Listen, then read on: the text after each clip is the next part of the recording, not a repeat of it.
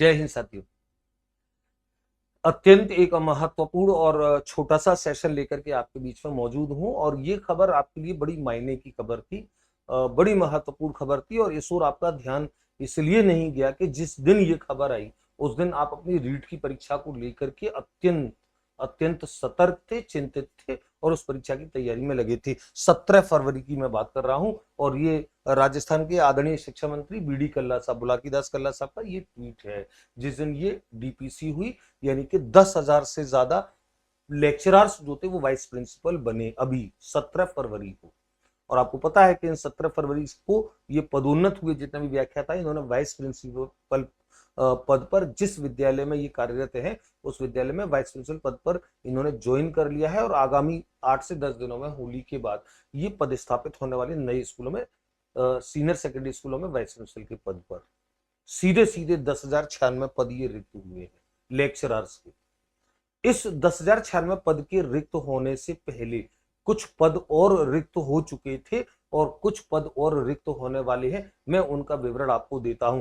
पिछली जो लेक्चरर भर्ती परीक्षा हुई अक्टूबर 2022 में, उसका नोटिफिकेशन शायद मई जून के आसपास जो नोटिफिकेशन निकला था, अप्रैल या मई के आसपास निकला था, उस नोटिफिकेशन के समय जितने रिक्त पद थे और जिस रिक्त पदों पर भर्ती हुई उस तिथि के बाद से लेकर के अब तक लगभग 15,000 पदों से ज्यादा रिक्त पदों की स्थिति बन चुकी है। 10,000 ये सीधे सीधे 10,000 से ज्यादा ये रिक्त पद वाइस प्रिंसिपल के हो गए हैं। 2,000 प्रिंसिपल बन चुके हैं।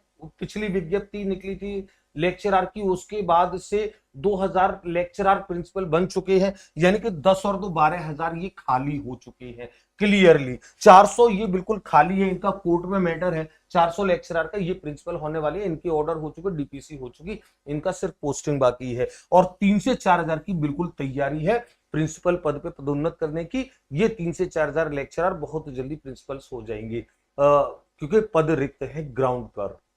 15,000 से ज्यादा पद रिक्त है और कुछ और रिक्त पदों को जोड़ लिया जाए इसमें लगभग 16-17,000 के आसपास पद सीधे सीधे इस समय रिक्त हैं, जो शीघ्र अतिशीघ्र माननीय मुख्यमंत्री महोदय ने अपने बजट भाषण में बजट भाषण के बाद जिन रिक्तियों के आगामी समय में करने का उल्लेख किया है, ध्यान रखो उसमें ये सारी की सारी शामिल है।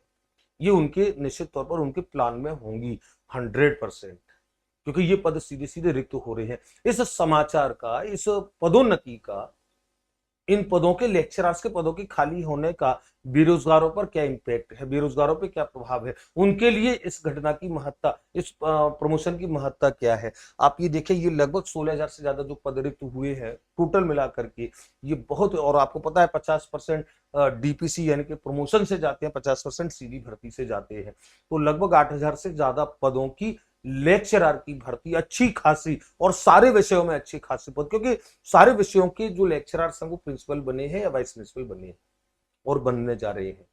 तो ये जो भर्ती में पद इतने सारे रिक्त हैं, मैं लेक्चरर भर्ती को सर्वश्रेष्ठ हॉट इस समय भर्ती मान रहा हूं, क्योंकि ये भर्ती बहुत शीघ्र होगी, बहुत जल्दी होगी और सबसे जल्दी ये भर्ती होगी, क्योंकि ये इतने सारे सीनियर सेकेंडरी स्कूल को बिना इतने सारे संख्या में लेक्चरर्स के पद रिक्त रख करके नहीं खाली छोड़ा जा सकता है। आप समझ सकते हो इस बात को कि कितनी अव्यवस्थाएं हो सकती हैं उन सीनियर सेकेंडरी स्कूल्स में। ये भर्ती बिल्कुल आने को है। मैं इस बात का हमेशा बड़ा प्रबल विरोध करता हूं कि विद्यार्थियों में जब भर्ती की विज्ञप्ति आने के बाद, नोटिफिकेशन आने के बाद जो चेतना जागती है, उसके बाद वो तैयारी करते हैं, यही आपकी असफलता की सबसे बड़े कारण होते हैं। मैंने हमेशा इस बात को कहा है कि युद्धघोष होने से पहले युद्ध की तैयारियां करो।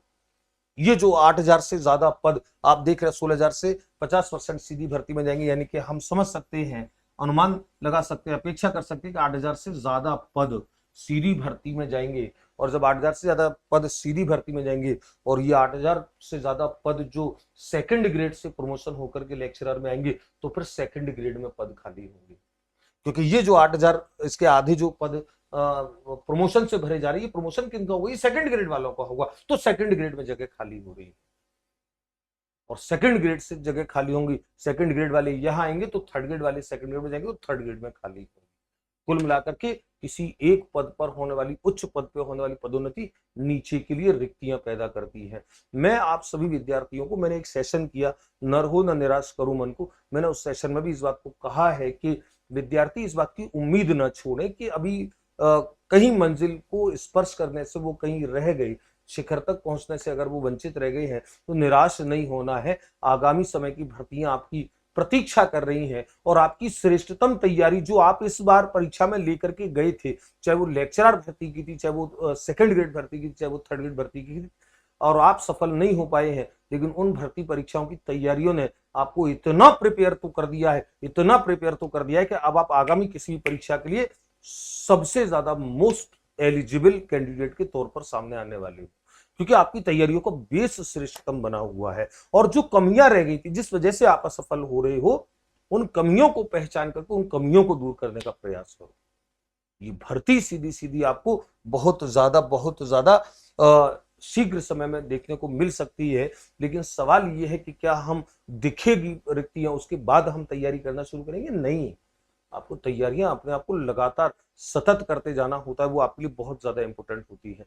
मैं अपने विद्यार्थियों से आह्वान करता हूं, सवाल ये नहीं है कि मैं पढ़ाऊं या कोई और पढ़ाए या कोई भी ना पढ़ाए, मतलब आपको तैयारी अपनी करनी है। ये प्रश्न इस बात का नहीं है कि मैं मेरे प्लेटफॉर्म से या कोई दूसरे अपने प्लेटफॉर्म से, सवाल विद्यार्थियों के भविष्य का है। आपको अपनी तैयारियां करनी है, यदि आपकी तैयारियां परिपूर्ण है, उससे कोई कमी है, अपनी कमियों को ढूंढो, अपनी कमियों को दूर करने का प्रयास करो, जहां से आप कर सकते हो, जैसे आप कर सकते हो। लेकिन अगर सफल होना है तो कमर कस के तो आपको उतरना पड़ेगा मैदान में, और अपनी निराशा को छोड़ करके, अपने हताश भाव को छोड़ करके आपको नई ऊर्जा के साथ, नए एक संकल्प के साथ आपको मैदान में आना ही पड़ेगा। तैयारियों के साथ आपको पूरा युद्ध आपको लड़ना ही पड़ेगा, और ये युद्ध आप बहुत कुशलता से तब लड़ पाते जब आपने युद्ध की तैयारियां लंबे समय तक की होती है।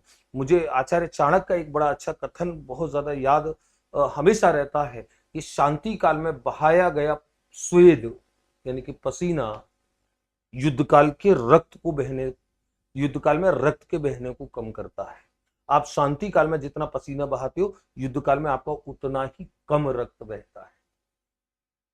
दिक्कत ये है कि बच्चे युद्ध काल में, युद्ध के समय पर बहुत ज्यादा संघर्ष करते हैं, परिणाम ये होता है कि उनके रक्त ज्यादा बह जाते हैं। शांति काल में पसीना बहाना सीखो, स्वेद बहाना सीखो। तो तैयारियां अभी से करो। मैं मेरे प्लेटफॉर्म के जहां तक ताल्लुक से बात है, मैं मेरे प्लेटफॉर्म से तो फाउंडेशनल कोर्स होली पे लॉन्च करने जा रहा हूँ 5 तारीख से, रीड के लिए, फर्स्ट लेवल सेकंड लेवल के लिए, सेकंड ग्रेड वालों के लिए, और लेक्चरर भर्ती परीक्षा के लिए। और इस बार तो मुझे बताते हुए बड़ा हर्ष है, और मैंने कहा भी था कि मेरे प्लेटफॉर्म से भारत की सर्वश्रेष्ठ साइकोलॉजी की फैकल्टीज में से एक, और भारत की सर्वश्रेष्ठ साइकोलॉजी की फैकल्टीज में से एक मैं लॉन्च कर रहा हूं। और वो लॉन्च आप देखेंगे कि बहुत श्रेष्ठ फैकल्टी, जिनको हम साइकोलॉजी के एक बड़े हस्ताक्षर के तौर पे हम देखते हैं, आदरणीय पवन झा सर मेरे साइकोलॉजी और पेडागोजी के इस कोचिंग के प्लेटफॉर्म से बड़े प्राउडली मैं उनको जोड़ रहा हूं। और इस होली से जो फाउंडेशनल कोर्स लॉन्च होंगे, उसमें इनके साइकोलॉजी के बहुत शानदार कोर्सेज मैं उपलब्ध कराने जा रहा हूं। और मुझे बड़ा हर्ष है, क्योंकि सर ने इंडिया की बहुत बड़ी बड़ी कोचिंग्स में पढ़ाया है, अभी वर्तमान में सिविल सर्विसेज में पढ़ाते हैं। और मैंने अपने कोचिंग को बहुत अच्छा वेलकम सर का मैं परसों 5 तारीख को मैं कर रहा हूँ, 5 मार्च को मैं एक लॉन्च करूंगा सेशन, जिसमें सर के साथ हमारा एक इंटरव्यू भी होगा, और सर अपने कोर्सेज के बारे में विस्तार से बताएंगे। मुझे बड़ा गर्व है कि रियासत ऑनलाइन एकेडमी के प्लेटफॉर्म के साथ पवन झा सर अब, और हम कोशिश करेंगे कि हमारा प्लेटफॉर्म साइकोलॉजी और पेडागोजी का राजस्थान का सबसे बड़ा तो अभी भी है, लेकिन इतना बड़ा बने कि भारत में अपनी एक बड़ी पहचान बनाए। हम अपने कोर्सों में बहुत ईमानदारी, परिश्रम और एक कठोर मेहनत के साथ ऐसे कोर्स तैयार करें जो बच्चों को एक अच्छी समझ दें, बच्चों को रटे रटाए मैटर न दें, बच्चों को अच्छी एक समझ दें, बच्चों को एक दृष्टिकोण दें। और पवन झा सर मेरे मापदंडों पे हमेशा खरे उतरते हैं, क्योंकि मैं खुद फैकल्टीज के चयन को लेकर के बहुत ज्यादा चूजी रहता हूँ, सेलेक्टिव रहता हूँ।